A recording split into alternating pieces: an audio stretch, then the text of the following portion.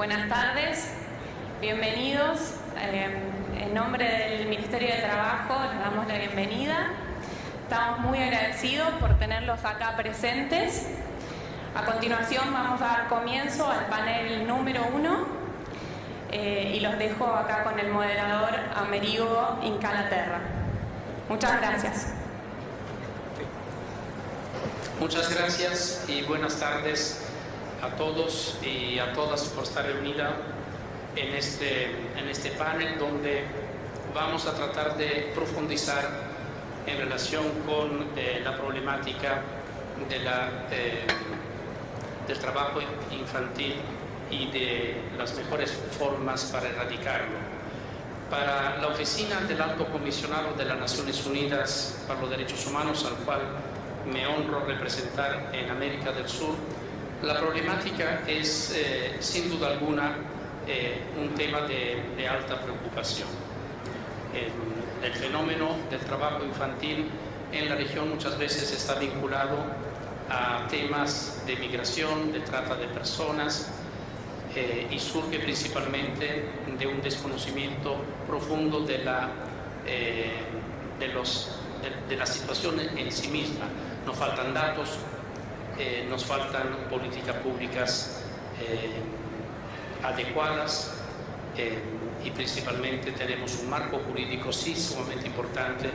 Los países de la región han ratificado prácticamente todos los tratados internacionales en materia de derechos humanos y a veces el análisis que hacemos es sí tenemos leyes, pero muchas veces nos falta la implementación y los problemas siguen repitiéndose años tras años, y por eso nos parece sumamente importante contar con este panel de lujo donde poder profundizar un poco más justamente en estos temas, qué es lo que nos falta para realmente sostener no solamente bajo un marco jurídico de derechos humanos, pero principalmente a través de medidas, a través de planes, a través de institucionalidades, a través en definitiva de conocer los buenos ejemplos que los panelistas nos van a compartir en breve. Uno de los temas principales que tenemos hoy en vista es la Agenda 2030 de Desarrollo Sostenible, una agenda que nosotros decimos que es una agenda de derechos humanos que nos obliga de alguna manera en un tiempo muy corto a dar respuesta que a la fecha seguimos no dando con la efectividad y con la fortaleza que deberíamos dar. El panel va a consistir en una serie de análisis que van a hacer los panelistas a partir de unas preguntas que voy a hacer a ellos. Esperamos que esta misma pregunta de todas maneras no se circunscriban solo a las personas que han sido mencionadas para responderla, pero también los otros panelistas pueden complementarla de acuerdo a su propio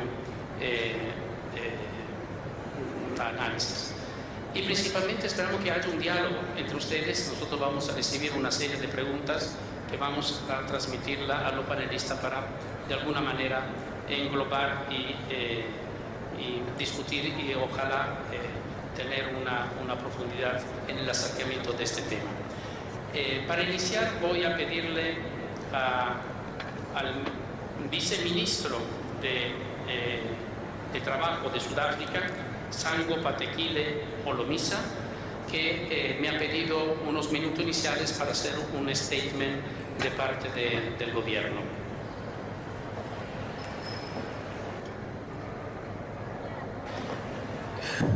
Good morning, afternoon, ladies and gentlemen, and thank you very much for the honor given to South Africa to share our experiences in the matter of the struggle for the eradication of child labor. The rule of law and good governance are one side of the same coin, while social dialogue occupies the other side. In other words, for good governance practices to be above board, invariably they must be within the ambit of the law. You cannot have the one without the other. With that said, our Constitution acts as a safeguard and encompasses and represents all that is good and noble in our country. Every child has the right to be protected from exploitative labor practices not to be required or permitted to perform work or provide services that are inappropriate for a person of that child's age or place at risk the child's well-being, education, physical or mental health, spiritual, moral, or social development. We have a plethora of laws informed by the Freedom Charter and our Constitution. We commemorate the National Day Against Child Labour on an annual basis to show our resolve and commitments towards this goal. The practice of child labour deprives children of their childhood, interferes with their ability to attend regular schooling, and all that is mentally, physically, socially, morally dangerous and harmful. Many children are trapped in child labour at young ages, far too often under dangerous working conditions with long hours and exposure to harmful elements. This is not only unacceptable, it is abhorrent. So how far have we gone as a country in addressing this challenge? South Africa has taken decisive steps to deal with this matter. The inclusion of the Bill of Rights as a special section on the rights of the child was an important development for South Africa's children, most of whom had suffered under apartheid for many years. Yes, children need special protection because they are among the most vulnerable members of society. They are dependent on others, their parents and families, or the state when the parents and families fail to do their work. The country's constitution states, among other things, that every child has the right to be protected from maltreatment, neglect, abuse, and exploitative labor practices, has the right not to be required or permitted to perform work or provide services that are inappropriate for that child's age. The Bill of Rights is not the only instrument the law uses to guard children's rights. Legal instruments that provide specific protection for children in South Africa include, but are not limited to, the Child Care Act of 1983, which makes it a criminal offense if a person who has to maintain a child doesn't provide the child with clothes, housing, and medical care. Basic Conditions of Employment Act, which makes it illegal to employ a child under the age of 18. The Domestic Violence Act of 1998, which defines different forms of domestic violence and explains how a child can get a protection order against the abuser, and the Films and Publications Act, which protects children from exploitation in child pornography. Although household chores are usually considered non-threatening by most parents and society, it may be a strong deterrent to educational activities and optimal development of a child. The guidelines on acceptable household chores developed by the Department of Labor and social partners ensure that that distinction is made. Key elements of the Child Labour Programme of Action are targeting the implementation of government and other stakeholders' programs and policies on poverty, employment, labour and social matters more effectively in areas where the work children do has serious negative effects on them. Promoting legislative measures against worst forms of child labour, strengthening of national capacity to enforce legislative measures, and increasing public awareness and social mobilization against worst forms of child labour. Our labour legislation makes provision for social dialogue through a tripartite structure. The Basic Conditions of Employment Act, which regulates child labour, was a result of social dialogue by social partners made up by representatives from government, organized business and organized labour, plus civil society. Furthermore, the implementation of the Child Labour Programme of Action is coordinated by the Implementation Committee, which consists of tripartite structures, including, as I say, civil society. All government departments are included in the enforcement of child protection measures. A quarterly meeting is held by departments to monitor their progress in regards to the Child Labour Programme of Action. Child labour intersectoral committees further coordinate child labour in the various provinces. In conclusion, Mr. Moderator, child labour and forced labour are a criminal offence in terms of the Basic Conditions of Employment Act. Inspectors of the Department of Labour accordingly enforce child labour in collaboration with the South African Police Service and the Department of Social Development. Furthermore, every person has a responsibility to report a child in need in terms of the Child Care Act. Understand that there will be questions, and fortunately I'm not alone. the officials, high-ranking officials in the Department of Labor are with us. Where I am confronted with difficult questions, they will be able to take care of them. Thank you very much. Thank you. Thank you very much for your presentation and also for pointing out.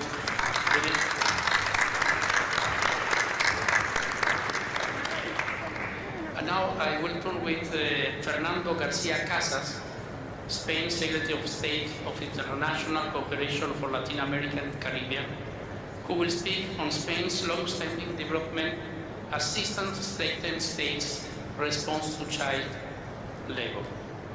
And the question that I would like to pose him is, Latin America and the Caribbean have witnessed impressive declines in child labor, and Spain has supported this effort for many years. With all of the development challenges facing the region, why has Spain made tackling child labor a priority? And the second, maybe you can also complement, it's often said that it's fine to ratify international convention against child labor, but nothing will happen unless they are actually implemented. In your experience, how important is that international standards are properly reflected in national legislation? Thank you, Mr. Moderator. Good afternoon, ladies and gentlemen. You will understand that being in Argentina, I couldn't be forgiven if I don't speak in Spanish. So allow me to transfer to my mother tongue. Buenas tardes. Bueno, ¿por qué la cooperación española se dedicó a esto desde 1995? Pues porque desde la igualdad consideramos que somos amigos, socios y aliados de esta región. Y por tanto, lo que queríamos es contribuir a la solución de algo que es un desafío principal. El trabajo infantil, por desgracia, no es un sideline en un medio de comunicación. Y teníamos el problema inicial de la invisibilidad del trabajo infantil, porque a veces se da en zonas rurales, en zonas apartadas, es intermitente, con frecuencia afecta a niñas, a minorías indígenas, a pueblos indígenas, a minorías étnicas, a discapacitados. No es tan fácil la trazabilidad a largo plazo. Y entonces por eso quisimos empezar a trabajar ahí. Y había muchas cosas, desde falta de infraestructuras educativas, baja formación de los profesores, escasa inspección de trabajo, la pobreza como el gran desafío y la desigualdad de la región, y porque también los países menos adelantados de la región eran quienes tenían mayores porcentajes de trabajo infantil. De modo que hay un estudio muy bueno de la Organización Iberoamericana de Seguridad Social, cuya secretaria general nos acompaña, que establece 4 fases cronológicas en la protección y la lucha contra el trabajo infantil, hasta 1973, de 1973 al 94, del 1994 al 2000 y del 2000 a la actualidad. Pues bueno, en 1994, en esa tercera fase, la cooperación española se incorpora y empieza a colaborar a petición de la Organización Internacional del Trabajo, quienes hoy nos albergan aquí, junto con el gobierno argentino, y a quienes agradecemos su hospitalidad. Pero hay muy buenas noticias. La región es la que más ha reducido el trabajo infantil de todo el ámbito mundial. Y es una región que ha realizado reformas institucionales, reformas macroeconómicas, donde la democracia se ha consolidado y hay buenos ejemplos, muchas prácticas de diálogo social. Entonces, bueno, pues nosotros lo que empezamos era ahí, con también las ratificaciones de los convenios, pero fíjense, se ha dicho hoy en la sesión inaugural, que lo ha dicho el secretario general de la OIT, que el convenio 182 es el más ratificado de la historia de la OIT. Bien, de los convenios de Naciones Unidas, la Convención de Derechos del Niño es también la más ratificada universalmente. ¿Y cómo así entonces, que aún hay 152 millones de niños que siguen trabajando? ¿Qué está fallando entre la teoría y las convenciones jurídicas? ¿No se oye? No. No se escucha. No se escucha, me dicen. Para los traductores nos dicen que no se escucha. Ahora sí. Gracias. Entonces, ¿qué ha pasado si un convenio de OIT y la convención más universal ratificada por Naciones Unidas tienen todavía 152 de niños trabajando? ¿Qué es lo que falla entre la teoría y la ley y la práctica? Bueno, esos son los desafíos que nos tenemos que no se pueden esconder. Y además, porque esto del trabajo infantil tiene que ver con la educación, con la pobreza y también con el trabajo decente de los adultos. Pues bueno, empezamos en el año 95 en América Latina, en el norte de África y también en Vietnam. Y empezamos primero detectando el problema, como si fuera una enfermedad. La visibilidad, la medición estadística en segundo lugar, las respuestas, la institucionalización y la creación de centros y de comités intersectoriales contra el trabajo infantil. Fueron unos años, valga la redundancia, de trabajo frenético. Y como estamos cerca del Río de la Plata, lo que es importante es navegar en convoy. Navegando juntos se llega más lejos, se llega más protegidos y se llega mejor. Por eso empezamos el trabajo, como también es propio de la OIT, con gobiernos, con empleadores, con organizaciones de trabajadores, con la sociedad civil y también con otros socios de la cooperación internacional, con otros países, porque lo que hay es que trabajar juntos. Y entonces tenemos las buenas medidas de que en América Latina es la región que más redujo el trabajo infantil. Y el enfoque regional, en una región que tiene muy conciencia de sí misma, fertilizó y benefició el enfoque nacional. Sin embargo, la tercera cumbre mundial, la de Brasilia, fíjense que de las 4 cumbres de erradicación del trabajo infantil, las 2 últimas han sido en América Latina. Es importante de notar esto para que se vea lo que la región dedica. Bueno, pues en Brasilia se vio que se iba reduciendo la reducción, que se estaba de alguna manera estancando esas buenas medidas. Y de ahí ha salido la iniciativa regional de América Latina y Caribe libre de trabajo infantil. Agrupa también a empleados y trabajadores y es la que nos permitirá llegar, si llegamos a cumplir la meta 8.7 para el 2025. Hay 28 países y como socios estamos la cooperación española, la cooperación brasileña y también la cooperación de la Junta de Andalucía, cuyo director también aquí nos acompaña. Y donde, por cierto, nuestro premio Nobel Keitash estuvo en Sevilla la semana pasada. Bueno, ese enfoque que ha permitido un instrumento práctico diseñado por OIT con CEPAL sobre modelos de riesgo de trabajo infantil. Lo pueden ustedes ver en uno de los stands aquí fuera y ya existe en Argentina, Colombia, Costa Rica, México y Perú. Y es barrio por barrio, región por región, aquellos lugares que son más susceptibles de que exista trabajo infantil. Y entonces eso permite actuar. En 2018 serán 12 países más quienes se van a incorporar. En una red de puntos focales con gobiernos, empleadores y trabajadores, la Secretaría Técnica la ejerce la OIT y que reportan las decisiones por consenso a un grupo de alto nivel organizado e integrado por los ministros y ministras de Trabajo. De manera que hemos pasado del histórico IPEC a esta iniciativa regional, haciendo verdad lo que es un tema actual de las agendas de desarrollo, la apropiación, la ejecución por los propios países. De manera que creemos que se trata de una buena práctica. Y así podemos, materializando esa agenda, a ver si logramos llegar al 2025 a la fe. Y además influyen otras 35 metas. Pero permítame, para terminar esta pregunta, cuando decimos de la Agenda 2030 no dejar a nadie atrás, do not leave anybody behind, pensamos que es algo propio del lenguaje de Naciones Unidas. Pues no, es algo propio de esta región. Es una frase del Popol Vuh, el libro sagrado de los mayas.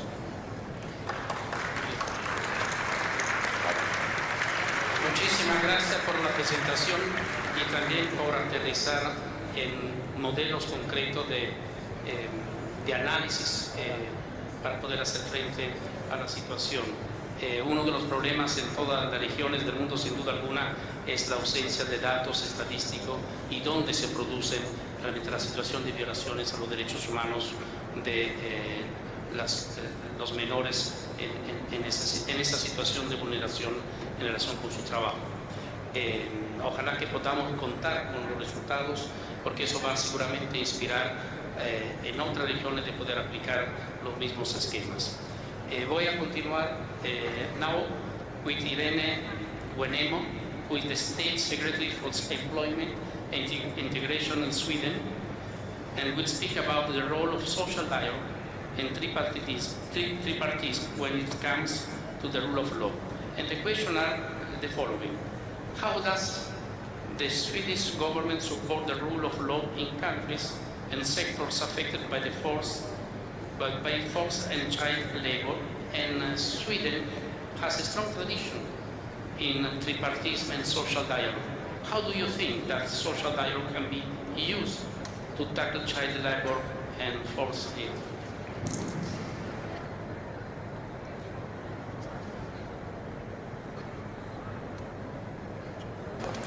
Thanks. I always have a problem with this. Thank you very much for this opportunity to contribute to this discussion. I think we need to recognize that if we are to achieve the goal 8.7 of the Agenda 2030, we need to accelerate our efforts. Disculpa, seguimos sin traducciones. Español ahora. Ahora sí, todo. Gracias. Yeah. I should continue, okay. This is about the most serious kind of violation of children and workers' human rights, and just because they are so serious violation, we need a collaborative effort. Sweden is committed to this goal and take action internationally and nationally. And we do that by increasing empowerment and representation, supporting the most vulnerable and excluded so they can organize themselves, strengthening legal and policy frameworks, and underline accountability. We engage with like-minded partners and we support the awareness, raising and knowledge production. The objective of Sweden's development cooperation is to create preconditions for people living under poverty and oppression to improve their own lives. Our approach addresses equality, freedom of association, and the right to collective bargaining, occupational safety and health, wage and other basic working conditions, as well as taking into account the rights of indigenous people and respect for their cultures and identities. We aim to advance indigenous women's voice and economic empowerment. During these years, Sweden is the member of the UN Security Council, and we have also the honor and privilege to serve as chair for the Security Council Working Group on Children and Armed Conflict. Sweden will in this role have the following priorities: implementing the Child and Armed Conflict Agenda and protect the integrity of the agenda, children's ability to make their voice heard, children's right to education, children's right to health, including mental health, in conflicts. The link between armed conflict and child labor is a tragic fact. This includes the issue of children recruited into armed conflicts. Children recruited under the age of 18 should never be recruited or used in armed conflict. They should not take a direct action and part in hostilities, forced or not. Recruitment and the use of children in armed conflicts rob them of their future. International cooperation and exchange will also take place within the framework of Agenda 2030. It is an important starting point for both national and international work, for children and in particular for the promotion and protection of children's rights. For Sweden, it is also very important to support social partners and governments to encourage the ratification of all ILO's fundamental conventions and applying them in practice. A solid international normative framework is a vital precondition for combating child labor and forced labor. But we also need to supervise these fundamental international norms in practice. ILO itself is of course a good example of how social partners contribute to supervising if and how states implement conventions they have ratified. The labor market is undergoing heavily transformative changes worldwide. Technology, demography, globalization and climate change are seen as the key drivers for change in the labor market. Looking ahead, we need to understand how these drivers will affect our societies and how to better turn them into opportunities. Social partners have a role to play in cooperating with governments to set up education system giving access to basic quality education. There are strong development in the right direction when it comes to basic education, but now is the time for the next step. Vocational education and training and access to higher education for both boys and girls has to be encouraged. Access to higher education is an important driving force away from child labor. But this also requires that social partners are representative and independent, and that government respects the role and autonomy of the social partners. Here we have challenges in the form of falling trade union density in many countries and sometimes a climate where cooperation is not encouraged.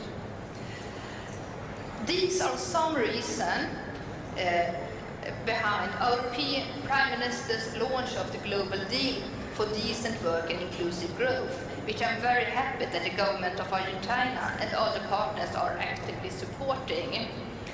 The Global Deal is a multi-stakeholder initiative developed in cooperation with OECD and the ILO.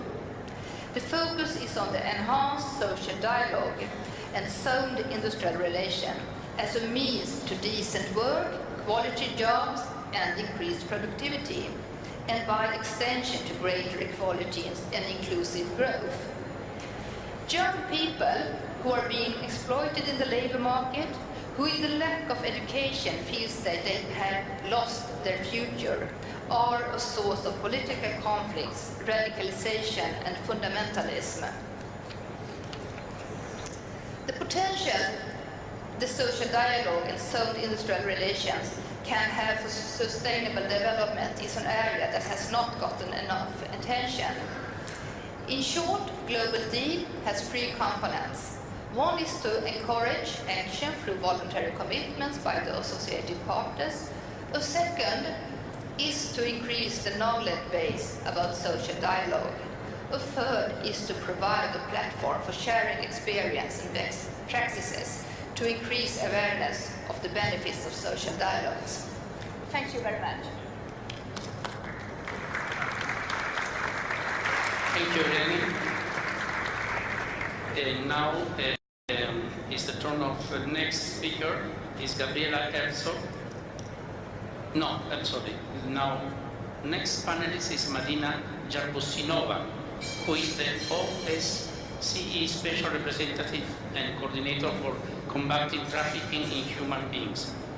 She will share information on regional cooperation to eliminate forced labor and trafficking in person. And the question for her is what is the state of play of rule of law and good governance in OSCE region in terms of combating child trafficking and human trafficking for forced labor? And what are some examples of your office effort to address rule of law and good governance in combating child trafficking and human trafficking for forced labor in the region of the OSCE? Thank you. Thank you, Mr. Moderator. Ladies and gentlemen, well, first of all, let me express my gratitude to the government of Argentina and to ILO for the organization of this global conference on this very important topic and for the hospitality rendered. Just a few words about the OSCE, as even the moderator found it rather difficult to pronounce the abbreviation of my organization. OSCE is Organization for Security and Cooperation in Europe, and it's an organization of 57 states from Eurasian area, and it's the largest regional political organization with a focus on comprehensive security, and it's recognized by all OSCE participating states that trafficking in human beings is a threat to the security and is a challenge to the modern world. So, speaking about the trafficking in human beings, in 2003, the participating states adopted the OSCE Action Plan on combating trafficking in human beings, and in line with this plan, in 2004, the Office of the Special Representative and Coordinator for Combating Trafficking in Human Beings was established as a mechanism for the establishment of high-level political dialogue and assistance to participating states in implementation of international and, of course, first of all, OSCE commitments in the area of combating trafficking in human beings. So, speaking about the rule of law, of course, it's recognized, the rule of law is recognized as fundamental to successful anti-human trafficking policies and action, as reflected in a number of OSCE commitments and international instruments. So, speaking about the international commitments, over the past 2 decades, since the adoption of the UN Convention Against Transnational Organized Crime, all 57 OSCE participating states became parties to the convention and its protocol to prevent, suppress and punish trafficking in human beings, especially women and children, so-called Palermo Protocol. All 57 participating states ratified the ILO Convention 182, elimination of worst forms of child labor. 56 participating states have ratified the 1930 ILO Convention number 29 on forced labor, and 13 participating states have ratified the ILO Protocol of 2014 to the Forced Labor Convention. Most states also have developed national action plans and have national coordinators and national rapporteurs as equivalent mechanisms. The rule of law is necessary to ensure that trafficked persons have access to justice, including legal assistance to claim compensation. But despite the ratification and implementation of the Palermo Protocol and national legislation throughout the entire OSCE region, the criminal justice response remains weak in terms of the numbers of traffickers investigated and prosecuted, and victims afforded remedy. Too often, trafficking cases, especially for labor exploitation, are not qualified as such. Criminal networks are not disrupted, perpetrators go unpunished, and victims are not identified and redressed. This is evidenced in the extremely low rate of investigations and convictions across the world for human trafficking charges, as the UN Global Report of 2016 show, and also the US Trafficking in Person Report of 2016 speaks that not all, that the number, according to the data which was available, the number of trafficking convictions was only a little bit more higher than 9,000, and of course, if we compare the figure of 25 million enforced labor worldwide, according to ILO. So we can see the great difference between the identification of victims and identification and prosecution of traffickers. So, as the State Secretary just before me mentioned that it's a need to supervise the implementation of the law, irrespective of the fact that in all our 57 participating states, the legislation meets the requirement or in line with the international requirements. Still, the practice needs more maybe supervision or better implementation. So, and I want to emphasize that for us, trafficking in human beings is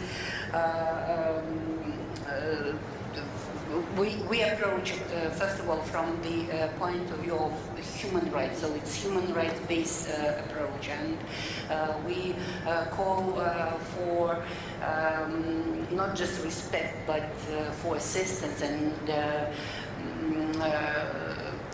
assistance to victims of trafficking, for prevention of re-victimization, for application of the non-punishment principle, because very often in the judicial practice, the cases, as I find out when I visit our states, very often the cases of trafficking are qualified according to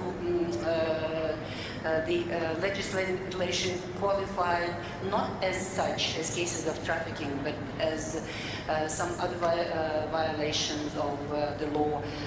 Let's speak about, let's say, prostitution or documentation of fraud, which are punished not so severely according to the criminal codes as trafficking.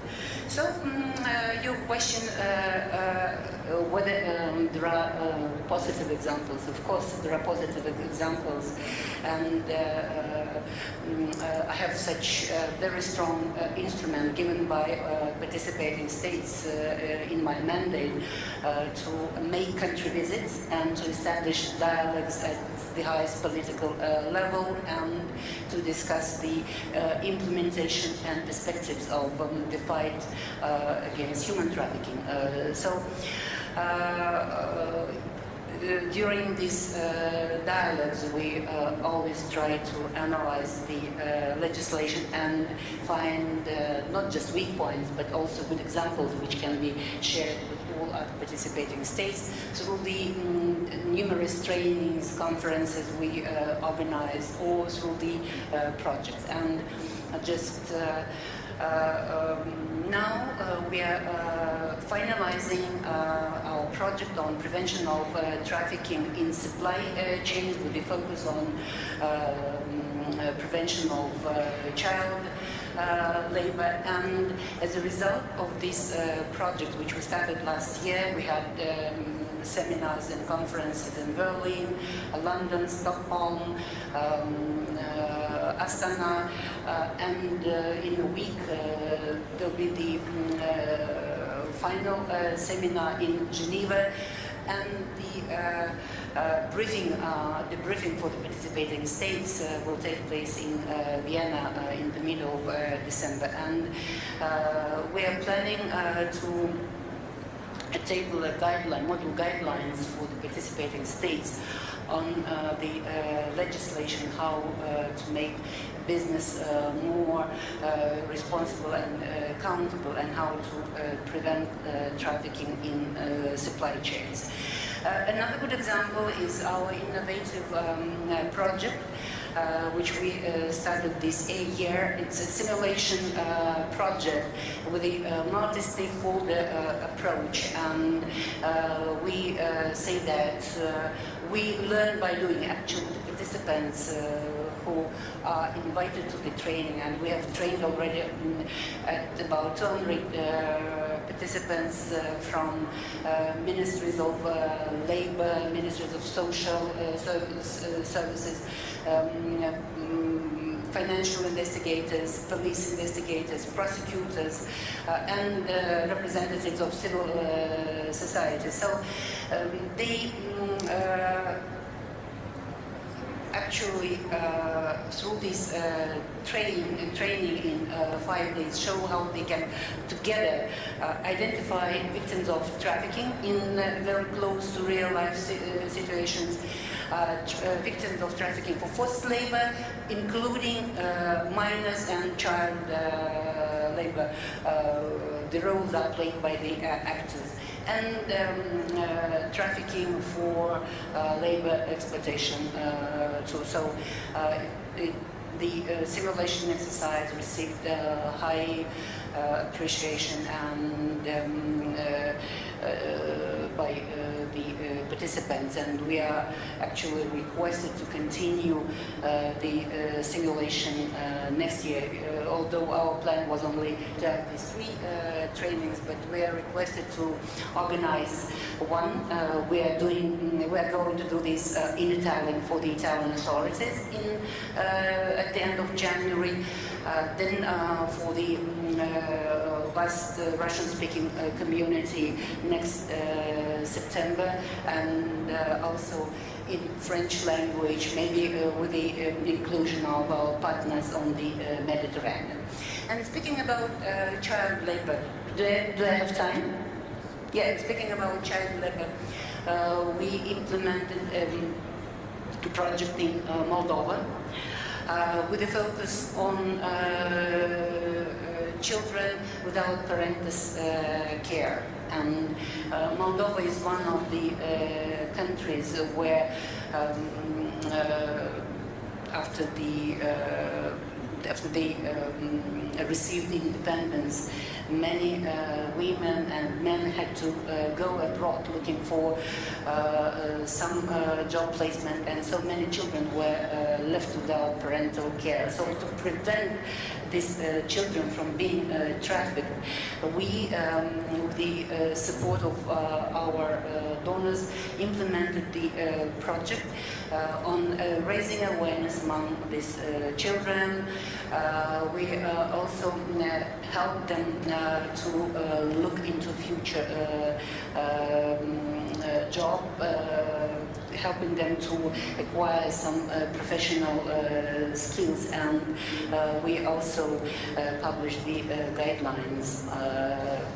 And then we expanded the results of our project with the involvement of the neighboring countries, professionals from Ukraine, Belarus were also engaged. And this project actually helped us to reach the children without parental care from 2 parts of Moldova.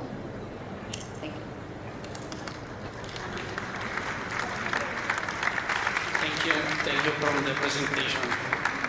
And now, yes, I'm sorry for mistake before. And now it's the turn of Gabriela Herzog, Vice President for Corporate Responsibility and Labor Affairs and U.S. Council for International Business, who will describe how employers organizations support their members and member states on this issue. These are the questions. How do employer organizations support their members to prevent child labor and forced labor? And what are some of the ways that employers' organizations can support governments in putting in place strong legal frameworks? Thank you. Thank you, Mr. Chair. And thank you to the government of Argentina and to the International Labor Organization for organizing this important conference. I'm honored to join these panelists here and share in this important topic today. As a representative of an employer association, it's very clear that child labor, especially in its worst forms, is intolerable. Forced labor, including trafficking in persons, is an abhorrent practice, and as employers, we support and are actively involved in the fight to eradicate these unacceptable practices. The key, from our perspective, is, as is described in SDG 16, the key is the existence of an enabling environment. And that's the focus of the topic of this panel today: rule of law, social dialogue, and good governance.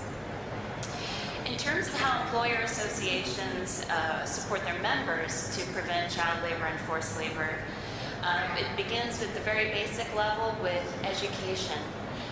Awareness raising, education, the development of guides to help the employer association member and its member companies understand the various definitions, the various forms in which these abhorrent practices take place, the various international frameworks, and also the national law contexts that set the ground rules and the framework for elimination of these practices. So the development of guides, tools, training as well. This can take the form of regional workshops, peer-to-peer exchanges among the company members to work towards raising that awareness so that they are better empowered and better informed about their responsibilities and the opportunities to contribute to this global fight. We also seek partnerships. Partnerships are a key opportunity for employer associations to engage with governments, civil society. These joint initiatives bring together all of the parties that have a key role to play. A good example of this is the recent development, which employers very much welcomed, of the launch of the Alliance 8.7. We believe that the way forward is indeed cooperation, global political commitment, and concerted action. And we believe that all of these elements represent the potential of the Alliance 8.7 initiative that's focused on the targets within the SDGs, working to eliminate child labor and forced labor. Global partnerships like Alliance 8.7 then can cascade down to the national levels as well. Employer organizations can help support implementation of national initiatives that are linked to some of these global initiatives. I was very pleased in our conference bag to receive information about such an initiative here in Argentina, the Company Network Against Child Labor in Argentina, which I'm sure we'll be hearing more about in the coming days. But this is an example of a global issue and a global initiative being applied in partnership between government and business here in a national context of Argentina. And employer associations through these activities can help their member companies in the process. In terms of ways that employer organizations can support governments in putting in place strong legal frameworks, I would turn again at the global level to the opportunities and indeed the practice of global employer associations engaging constructively at the multilateral level, where global frameworks are developed, negotiated, and ratified.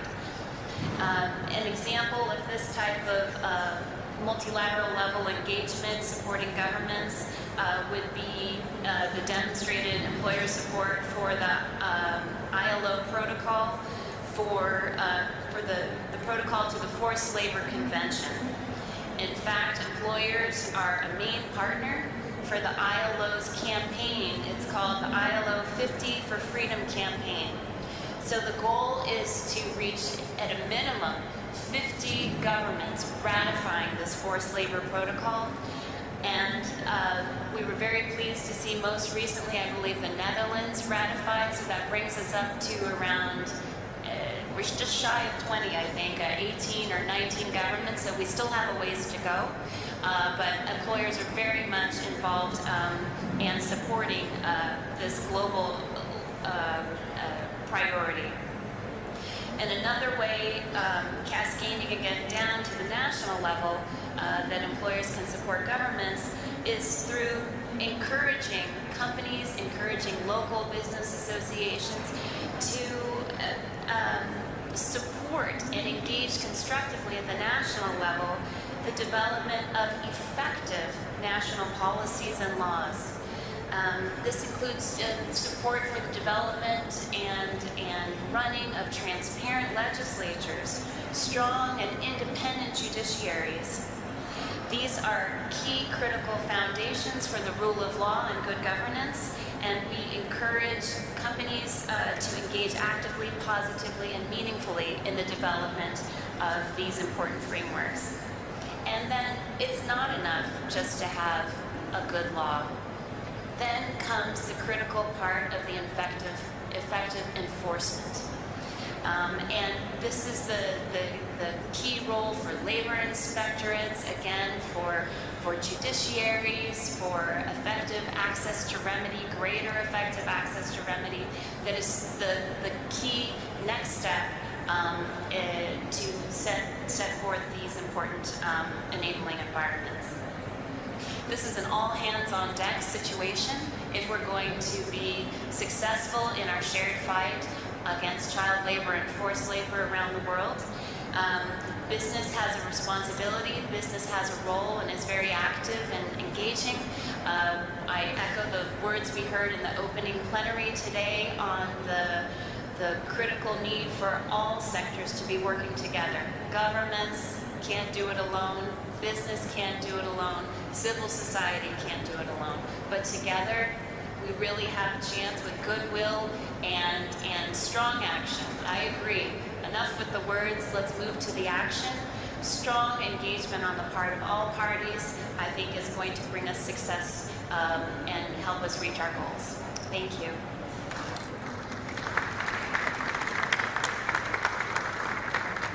Thank you, Gabriela, for your presentation.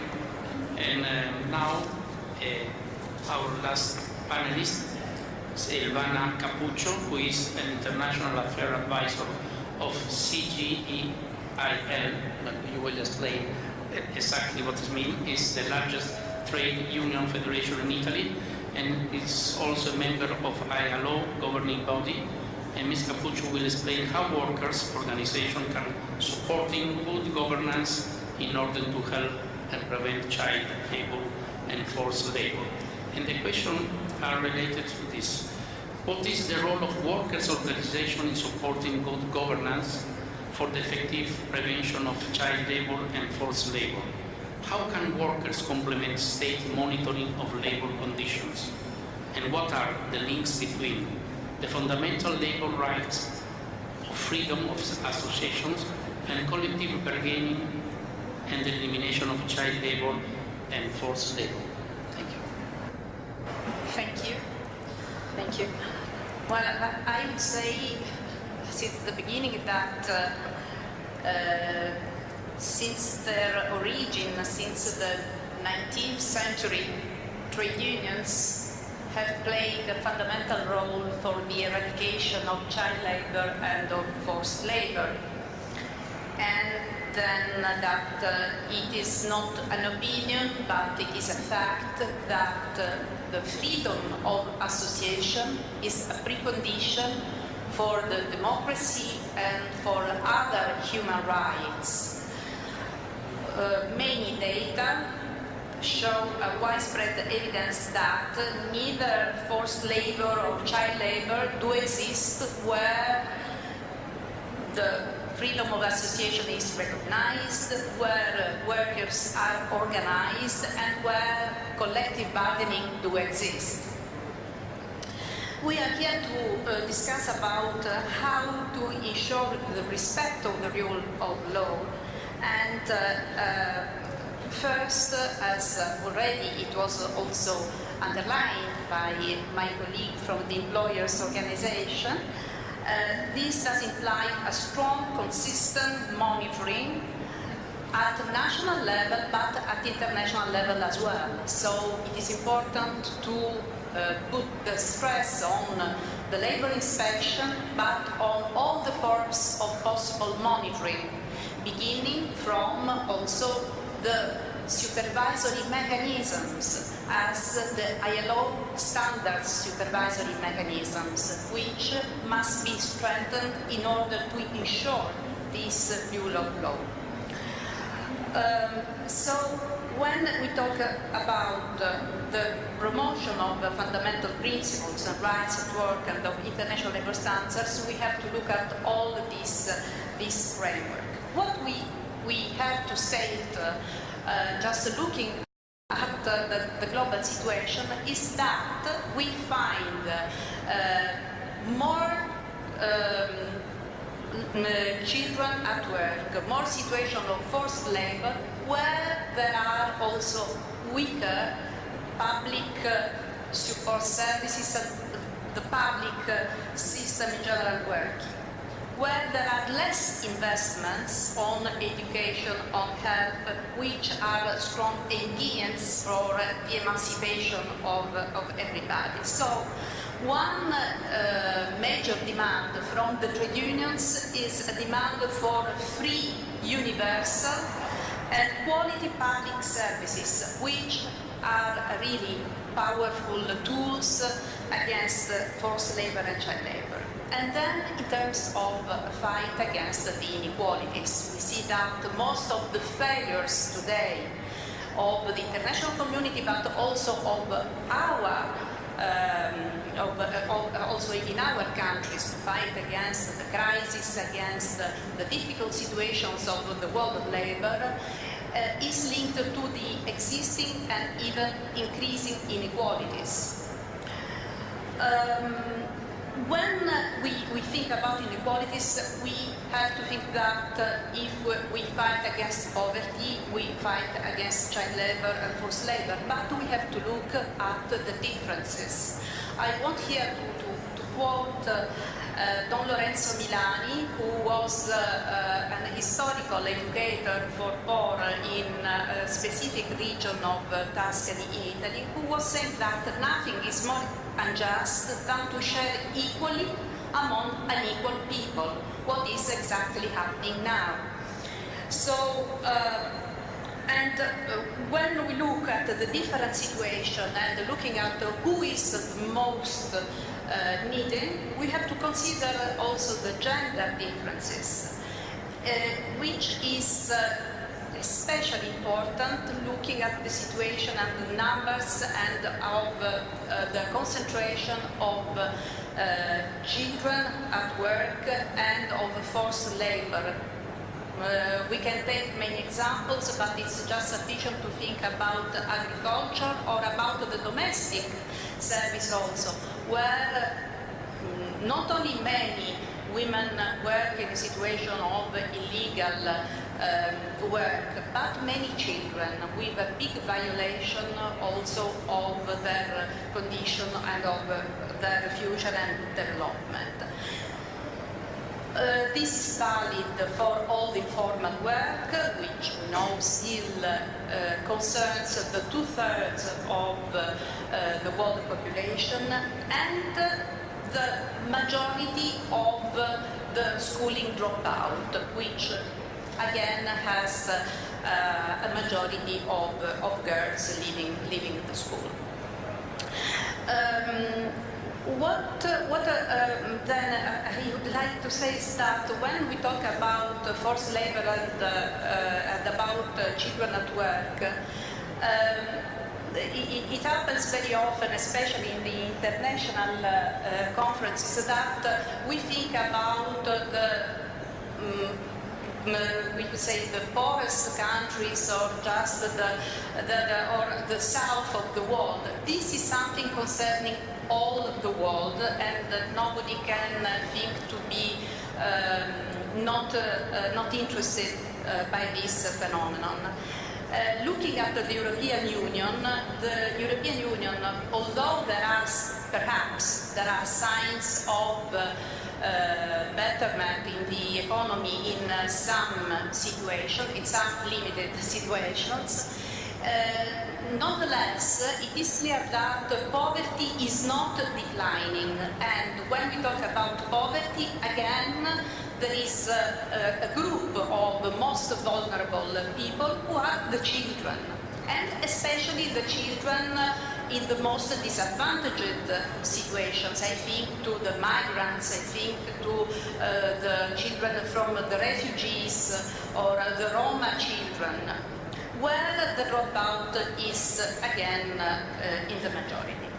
Well, I have listened our moderator inviting us also to give some positive examples in his introduction, and I would like to take a few examples also from my country, not just to say that there are examples which are better, no, but because are examples of actions which were pushed and led by trade unions and which have produced a result in terms of laws. One is in the fight against forced labor. We have a law that is called law on caporalato. Sorry, I am not able to translate because there is not a translation. But the caporalato is a sort of gangmaster system working especially in agriculture, where there is an illegal hiring of workers out of any rule. So this phenomenon was concentrated especially in the south of Italy, and it was related to migrant people, so I would say with a double, triple and more in terms of exploitation. It was especially intolerable. The law was a law strongly demanded and supported by the trade unions, and it has a lot of implication. I have not here the time of presenting it, but it has also an anti-trafficking fund which is extended to the victims, and acknowledging that the victim of trafficking is also victim of the exploitation. Then a second example is very recent law, is a law which was approved in May, and is a law for the minors arriving to Italy from as refugees but unaccompanied. So without parents. Well, there is a law which states simply that these minors have the same rights of the Italian children. Finally, this is simple, is a statement of civilization, but we needed a law just to say this, that all the minors are equal when they arrive to Italy. And another principle which unfortunately is valid only for minors is that it's not possible to refuse, to reject any minor. So the minors must be welcome to the country. Now there is my third and last example, there is a debate which has not still got an exit, which is on the law on the ius soli, which is related again to the children, because it's the law according to which we want the children who have studied in Italy or who have arrived in Italy and stayed at a certain condition and so on, to have the Italian citizenship, so to be considered Italian. And in the reality, well, apart from the discussion at the legislative level and blah, blah, blah, the reality is that in Italy there are 800,000 children who are Italian. Their parents are not Italian, but they are exactly Italian. They speak Italian exactly as the other children, and they have an Italian culture, and they are all together with the others, but they cannot be considered Italian because just of the normative rules. So there is a big debate, and it is a pre-electoral debate, so it's especially, I could say, heavy, but we shall push and we shall not give up on this. I would like to talk about the social dialogue and the negotiation. I know that there are perhaps problems of timing, so can I? Because when we talk about the freedom of association as precondition for, I would say, for the democracy. It is also about the consensus on how to build a world free from exploitation and free from human rights violations. So the social dialogue is a main field. So we welcome the global deal to which Madam Irene from Sweden, the ministry, made reference. And sorry, madam, if I call you with your name and not the surname, but it's much easier. So sorry for this. We can talk about social dialogue at different levels. International levels, if we think about the global supply chains, there is a big debate, and the ILO is giving a great contribution in this. And on the possibility of getting some multinational framework agreement where the international labor standards and the fundamental rights at work are translated into practice and to protection of the workers, men and women concretely. Then the trade unions can play, and indeed they do play, a main role also by claiming and supporting employment policies for creating, for the creation of new quality jobs by public and private investments. So, if you fight poverty, you fight exploitation, you fight child labor, you fight forced labor, and you build a better society in terms of quality jobs and emancipation of the people. At the national levels also, with possible sector agreements where you have a very concrete, practical tool against the inequalities, because by a national agreement of sector you have a common base for the negotiation of wages and working conditions. So again, another tool to fight against poverty. And also by bargaining at the national, at the local level, also with the municipalities, with the public authorities in terms of getting clearly the free access to public water, to have assistance for health, to have assistance for single mothers, to have the children care, and all these agreements are backed by the trade unions. So I would like to go on with other examples, but I think that now it's the case to give the floor to the people here, and that is. Thank you very much. Thank you.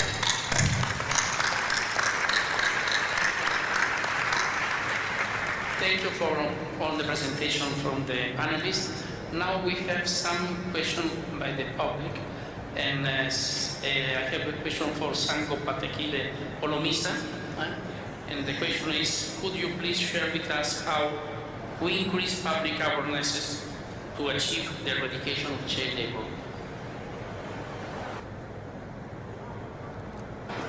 Well, the first step is to make use of the mechanism of social dialogue.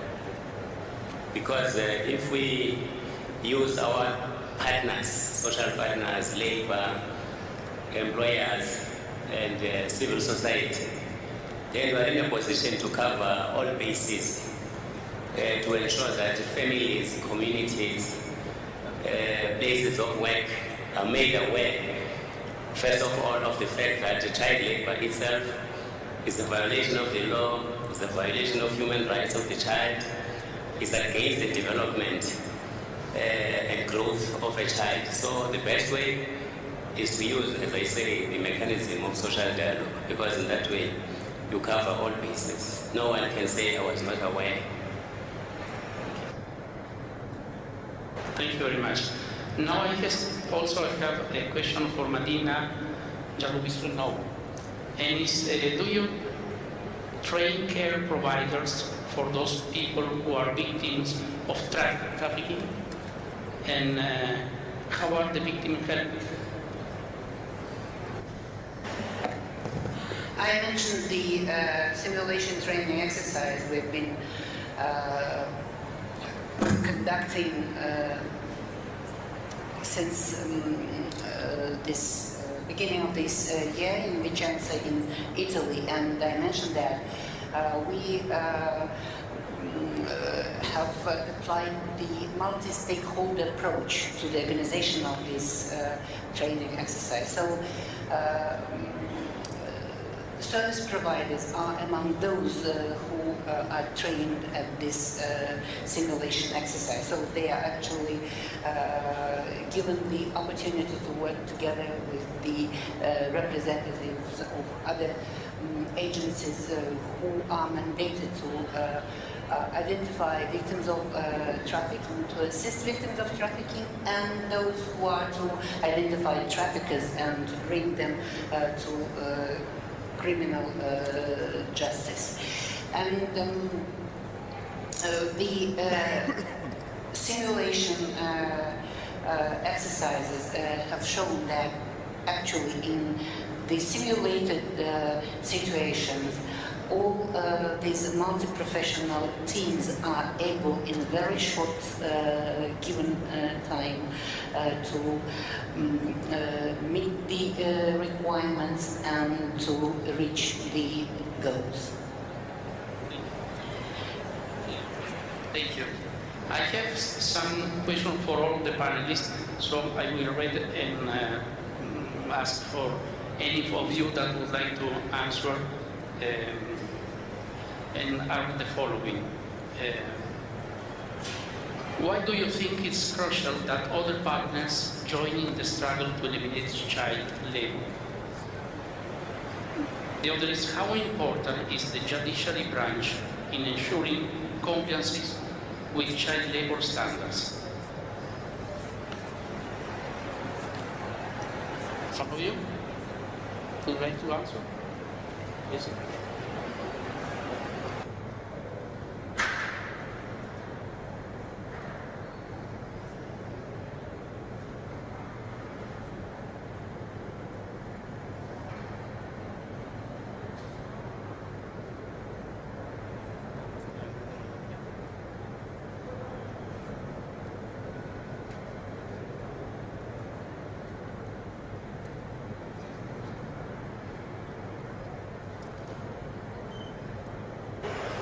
Sorry. I can start with the one about how can we make it interesting for everybody to join this work. And I think it was very interesting to hear what the representative from the employees organization, Gabriela Herzog, said, because it's really interesting even for not just for the trade unions and for the government, but also for the employer to have better regulations at the labor market and reducing child labor. For one example, I mean, it's a lot of other things that are problematic at the labor market too, and such as bad occupational safety and health and so on. So I think it's really very important to work together also with the employees organization, so they realize that we have something to win if we join in this work with reducing this problem at the labor market. That if good and ambitious employers are in a situation where they compete with the companies that don't follow this rule, they have a lot to lose. So I think it's really very important to work in a tripartite way, as we do in ILO, to try together to reduce these problems at the labor market, because nobody wins in the long run. That some companies really try to use this situation. Thanks a lot. Sí. Bueno, decíamos al principio que es importante la misma idea de navegar en convoy, gobiernos, empleadores, trabajadores y sociedad civil. Yo me querría detener un momento en la parte internacional y la importancia de los convenios de la OIT como representante del sector público. Los convenios de la OIT cambian en cada país procesos, políticas y leyes, y se lo digo por representar a un país que ha ratificado el más alto número, 133 de los convenios. Pero no es solo eso, la práctica latinoamericana, y nos acompaña también aquí el secretario de la Organización Iberoamericana de la Juventud, es que cuando se produce un convenio y se ratifica, hay toda una serie de normas nacionales que empiezan. Ha sucedido en América Latina. Fíjense, hay leyes de protección integral y códigos de la infancia vigentes, la más antigua, digamos antigua, la de Cuba de 1978 y la más reciente, la de Venezuela de 2007.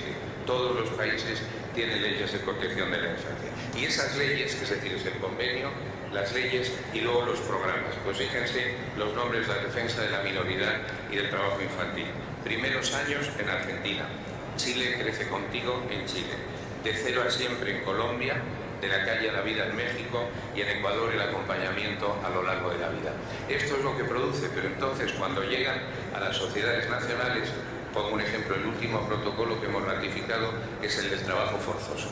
Como todos los convenios de la OIT, establece una comisión y se ha establecido por el Ministerio de Empleo y Seguridad Social y el Ministerio del Interior, y tiene que ver con lo que decía antes Gabriela Herzog.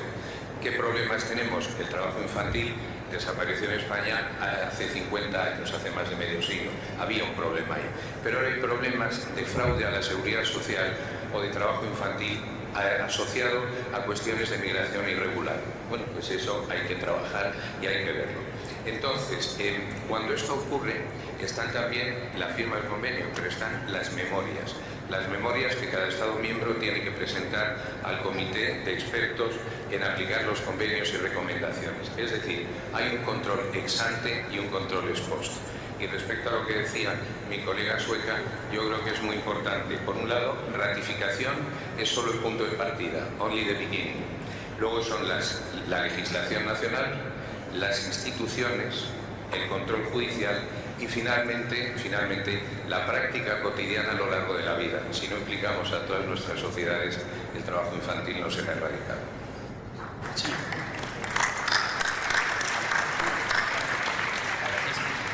Yes, I have also a question for you. This is from my part.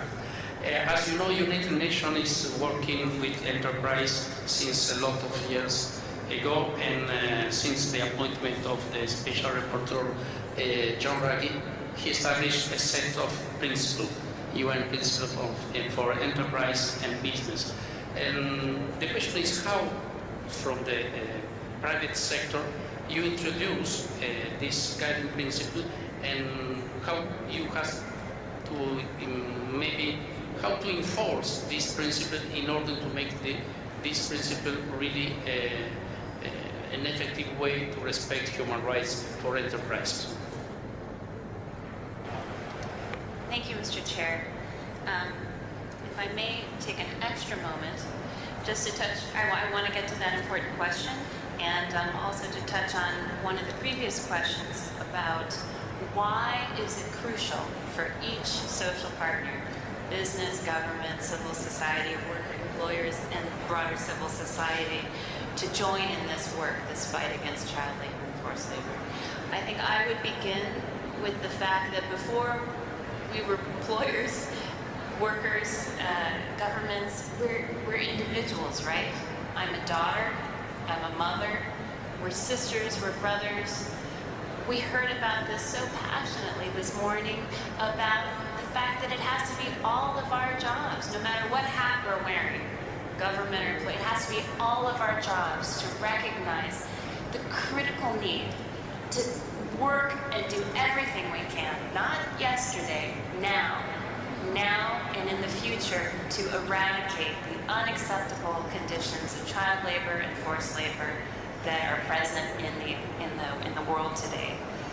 And so I begin there, and then return to this notion that workers and civil society, for example, sometimes they don't have the resources to take on this task themselves. They need the partners, the social partners.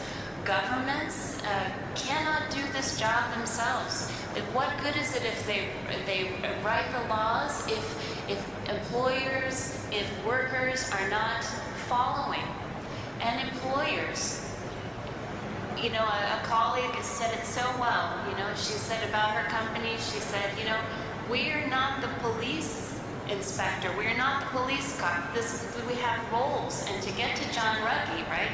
He so thoughtfully was able to break down the duty of the state under international law to protect the human rights of citizens, the responsibilities of business to respect by operating with due diligence. That means being thoughtful. That means doing the analysis, doing the evaluation on not just how might things around your workplace create a risk to you, no, how what you're doing in communities and working around the world may have an adverse impact on stakeholders and on their human rights. And then we had a question about the importance of the judiciary. Pillar 3 of the guiding principles is access to remedy, the need for greater access to resolution, to restitution for victims of alleged human rights abuse related to corporations. And so how do we introduce the UN guiding principles? Through, again, awareness raising and training, but this is something that many companies, many employer organizations are working on a daily basis. They're reporting on it transparently through public reporting. They're being asked about it by investors, and so they're responding in that way. It's not just a matter of one time a year at the annual Forum on Business and Human Rights in Geneva. It's every day. And we're very involved and very proud of the work that employers are doing.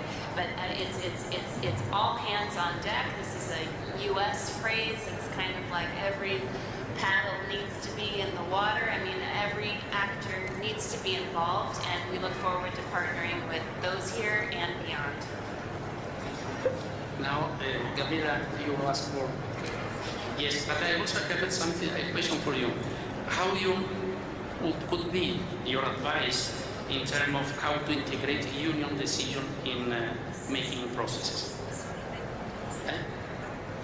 No, how you integrate the union in the process of making decision?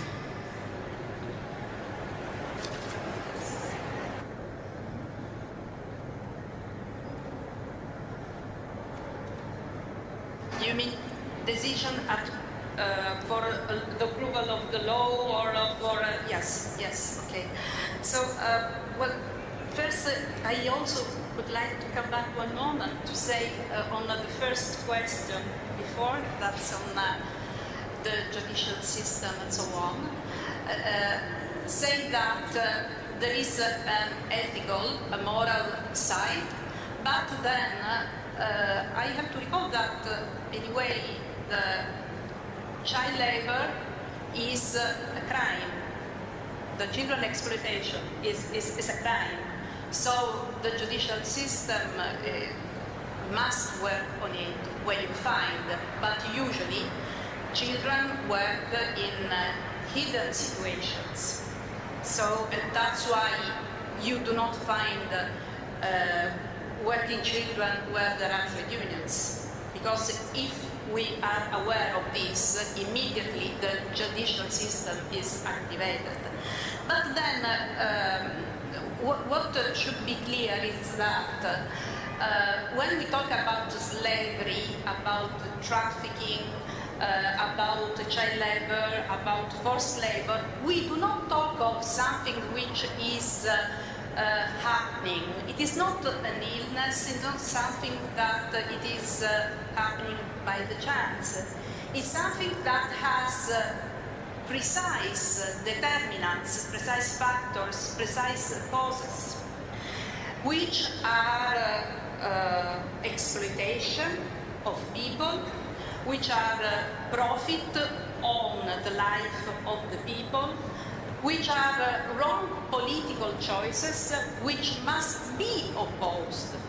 Because it is because of those choices that then exploitation and the other situation follows. So there is a daily commitment which is demanded in order to overcome these situations. And then it is like if we look at what happened in the last 10 years in Europe again with the austerity measures.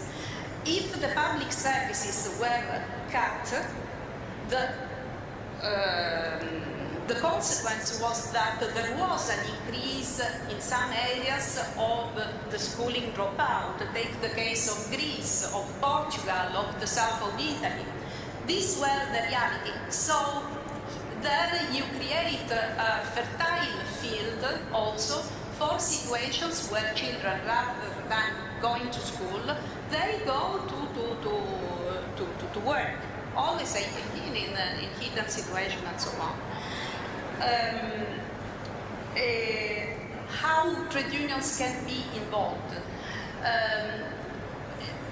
It could be also the proposal of the law. Recently in Italy, as a CGIL, we have gathered 1,500,000 of signatures of the Italian citizens for a proposal of its iniziativa di legge popolare, and it was for a proposal on universal labor rights, again after the change on the labor market which were done. But also if we look at the past, we had some examples in the past of facing some periods of the history in crisis where there was a national negotiation to agree on some political measures for the economic and social situation. This does not happen always. We know that there are governments which are more open to the social dialogue and the government which are close to this. But this push and this pressure in terms of demands and of representations, then the difference amongst the trade unions and the civil society with which the NGOs with which we work very well, but the difference is exactly this, that trade unions have a mandate to which they have to respond to workers, because workers are members of trade unions and they give a mandate in terms of representation of their needs and their interests. Yeah, thank you very much. I think it's well and good for us to say child labor must be outlawed. There is a criminal offense to subject a child to labor, which is not suitable for him.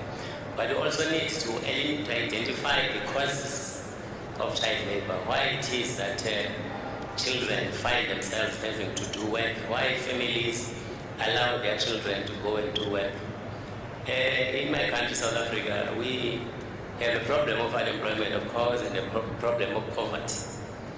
Then the intersectoral committees that we have in order to ensure the enforcement and implementation of the child labor program ensures that we are able to identify. For instance, the family might say, well, we don't have an income, and allowing this child to go and do some work enables us now to have some money. So one of the ways of addressing that is to ensure that the children eligible for getting social assistance, in terms of social security, they get it. Then they will say, no, we can't take children to school because they are hungry. And then there's a school nutritional program so that children are encouraged. They look forward to going to school because they will be escaping from the hunger and starvation that they are suffering at home. If the family said, for instance, we don't have transport to take the children to school, it becomes the responsibility again of government, Department of Transport, to provide transport for the children. So what I'm saying, therefore, in other words, that let us also look at the causes of child labor and seek to eliminate them in an effective and meaningful way. Thank you. Muchas gracias. Muchas gracias a todos los panelistas. Por ahora abrimos un espacio para preguntas del público. Lo que pedimos que sean, tenemos algunos minutos, así que los aprovecharemos. Que sean preguntas directas, no queremos que sean statement, o sea, pronunciamiento. Vamos a tomar un par. Aquí hay una señora, 2, 3. Vamos a 3, después. ¿Quién tiene el micrófono? Ahí está.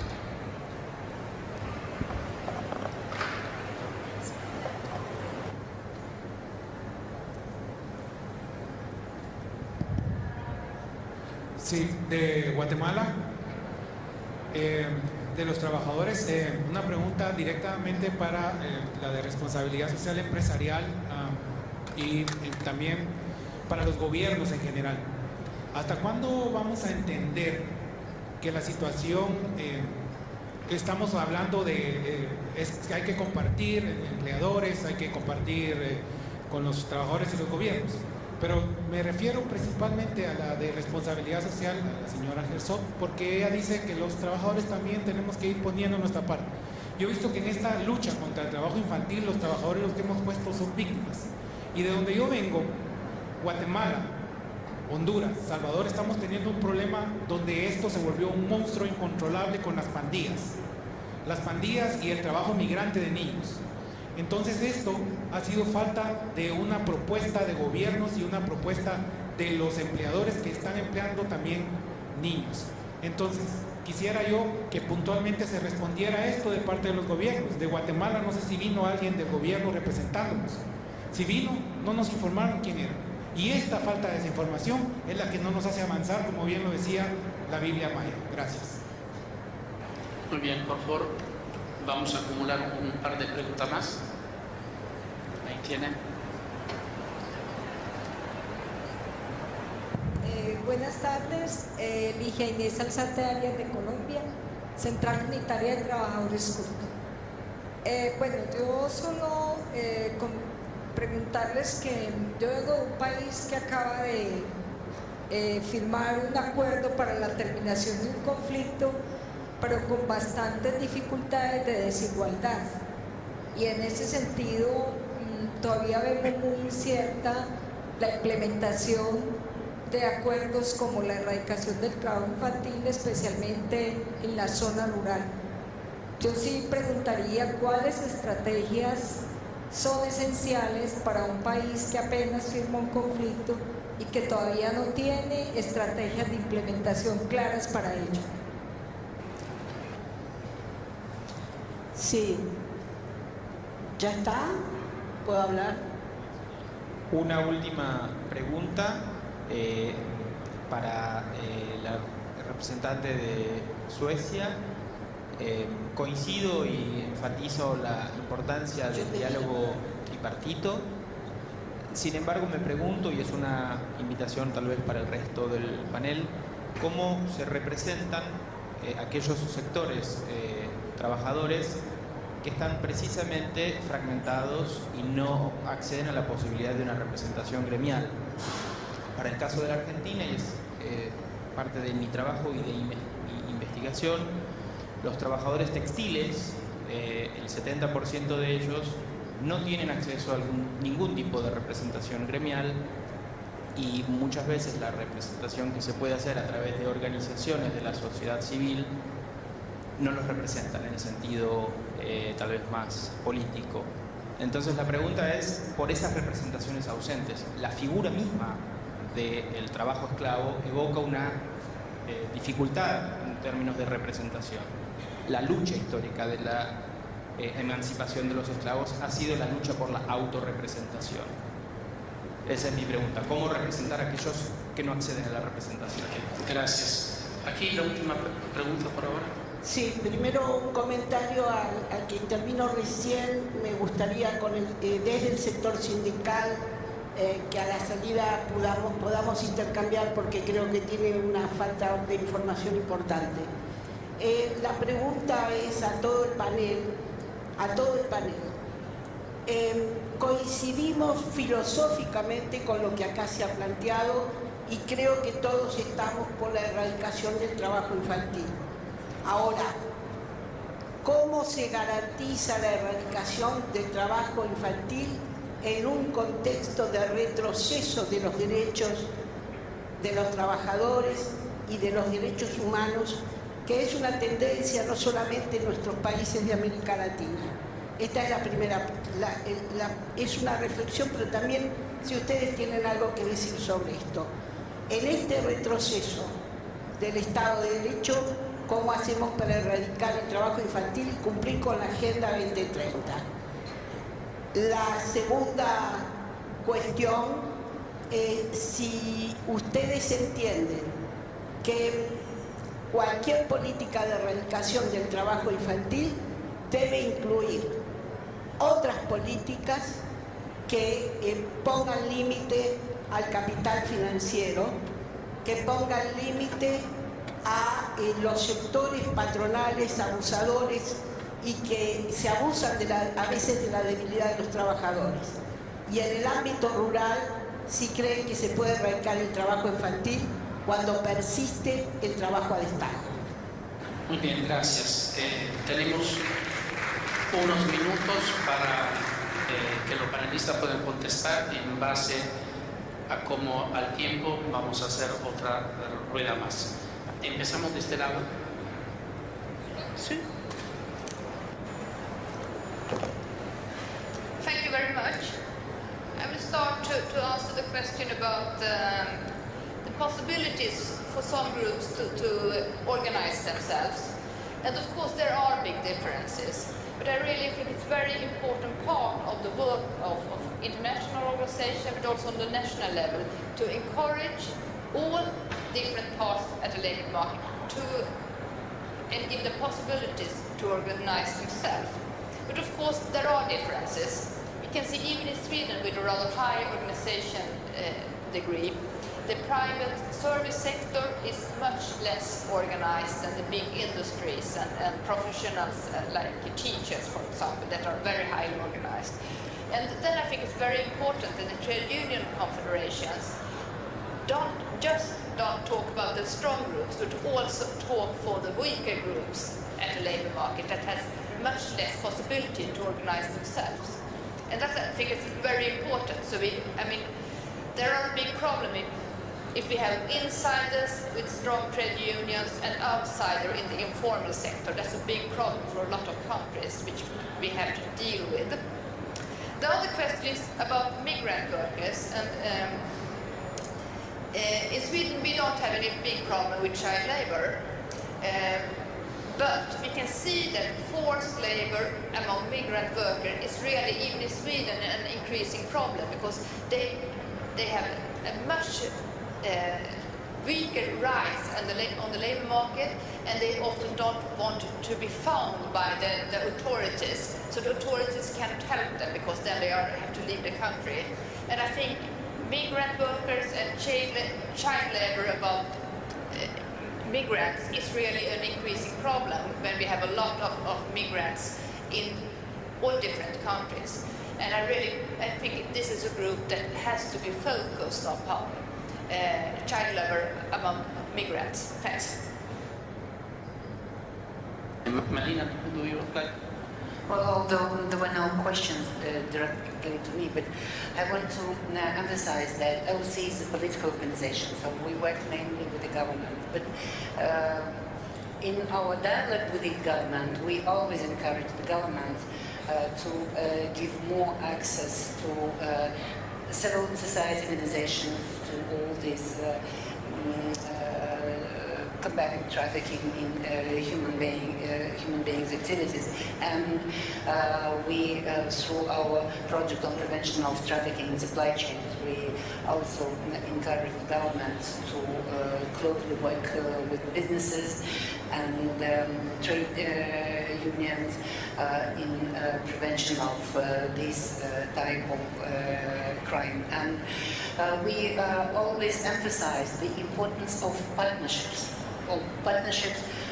in a given state, partnership among the states, partnership with international organizations, and we are not only encouraging this, but we have created the platform in our organization, the Alliance Against Trafficking in Human Beings. It has 38 stakeholders as our partners, and these are different organizations, including non-governmental organizations, trade unions, some sub-regional organizations. So I want to echo, which was several times mentioned at the opening plenary session, and today Gabriel emphasized it, that no single actor can win the battle against trafficking in human beings. So we should work in close partnership and cooperation. Muchas gracias. Por responder al señor de Guatemala, es verdad que la situación en el Triángulo Norte de Centroamérica, Guatemala, Honduras, El Salvador, es un severo problema de seguridad, y los avances que se han producido en México y Colombia están creando un efecto globo donde los jóvenes son los más perjudicados a veces. Colombia, la guerra, prevención, protección, reparación de todo lo que ha sucedido, y en ese sentido una cosa muy importante es la escuela. La escuela lo es en toda la región, y muchos países. Contra el trabajo infantil lo mejor es la escuela, el método más eficaz. Pero incluso si la escuela es gratuita, la ropa o uniforme, los sueldos extraoficiales a los maestros, la alimentación, el transporte, los libros y el material escolar hacen que muchas familias pobres aún no puedan alcanzar. De ahí una buena práctica que tiene esta región, que son los programas de transferencias condicionadas. Llámese el Famesero, el Familia, el Oportunidades, el Juancito Pinto. Es modos de enganchar, de retener a los chicos en la escuela y que al menos tengan una comida nutritiva al día. Y respecto a la señora, es evidente que yo creo que la región también necesita una inversión digna, decente y responsable. Y hay empresas ahora que están aliadas con ONGs. Miren el programa Por un Niño, miren el programa Luces para Aprender. Lo que tenemos que hacer es generar más prosperidad y redistribuirla más, y ser más inclusivos y combatir la desigualdad. Pero también son un elemento a tener en cuenta. Well, regarding the inability of some workers to be represented in decision-making forums, I think it's important that people become organized. Nobody is going to organize you for yourself. If your interests, your rights are being violated, it's incumbent upon you as a group, as individuals, to join forces. Fragmentation of unions is the enemy of the working people themselves, because then your voice is meaningless, is weak, and therefore nobody takes you seriously. But in instances then again where you say there's repression generally, repression in the form of gangs and such like, then it becomes the responsibility indeed of the state to ensure that it protects citizens. Organizations, forums organized by or provided by organizations like ILO are there in order to report such violations. I know that the ILO does what I could call a peer review, in the sense that whenever there are reported violations of the conventions, then the country concerned is brought to book, is required to answer, and it loses certain rights and privileges as a member of the organization. So there are many ways that we can use in order to apply the necessary pressure on regimes and governments and bodies that violate the rights of others.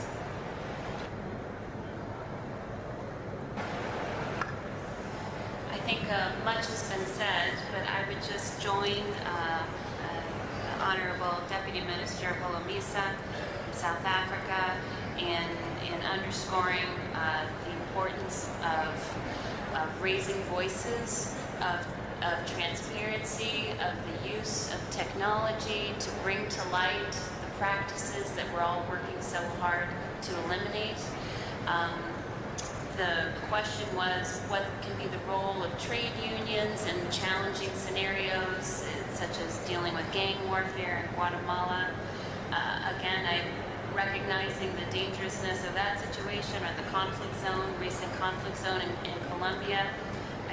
The role of civil society is to help identify and shine the light and bring to all of our collective awareness what is happening, right? And bring that forward so that it can be recognized and the solutions, the joint solutions can begin to be identified.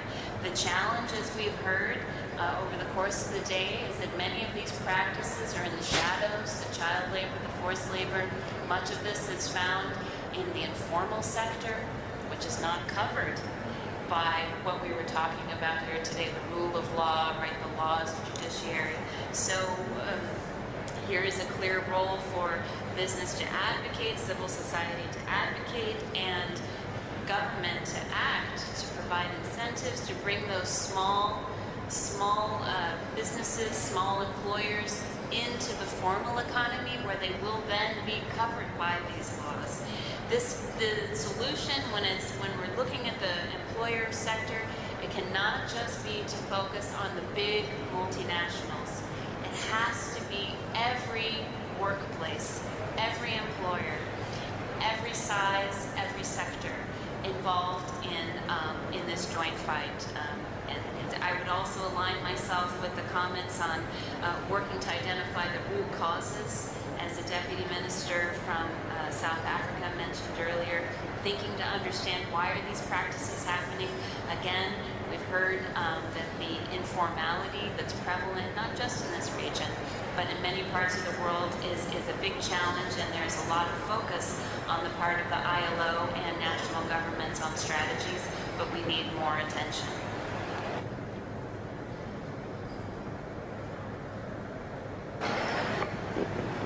Well, just to reference, because many things were said, but one was related to the question of the friend who was asking about the textile workers. Indeed, well, the situation of the textile workers is especially difficult everywhere. It was always, because it's one of the worst paid and the worst protected sectors. But now we see that, especially in this continent, there are the export processing zones where employers can have access free from taxes and sometimes from trade unions. So indeed the reality is that workers are not protected and not protected by laws in the export processing zones. And so we should here recall another concept which was not evoked till now, that is the political coherence, because if we talk about the eradication of child labor and all the rest of it is of primary importance, but this should be done in coherence. If at the same time the governments, the same governments which say that they want a world free from labor exploitation and from working children, at the same time they created the free trade zones free from the rule of law. This is a real problem. Okay, I stop here. Bueno, muchas gracias. Ha sido realmente un panel donde hemos escuchado buenas experiencias y también donde están y siguen estando los desafíos. Uno de los más importantes realmente que surge de esta discusión de esta tarde es que si queremos llegar al 2030 con ese lema de no dejar nadie atrás, realmente tenemos que acelerar los tiempos y acelerar las decisiones que a nivel tanto de gobierno como de sociedad civil como de sindicato, de empresa, tenemos la responsabilidad de avanzar.